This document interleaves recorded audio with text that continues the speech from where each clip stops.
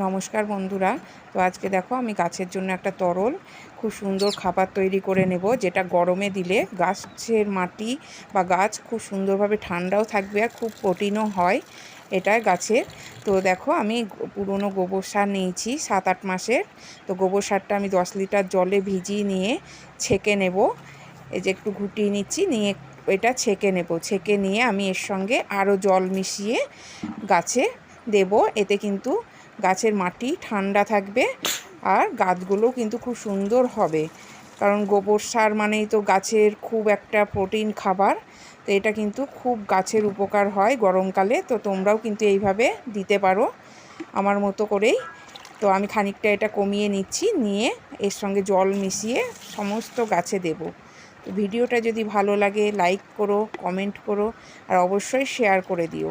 দেখো প্রত্যেকটা গাছে আমি কিন্তু এটা দিয়ে দেব গরমে।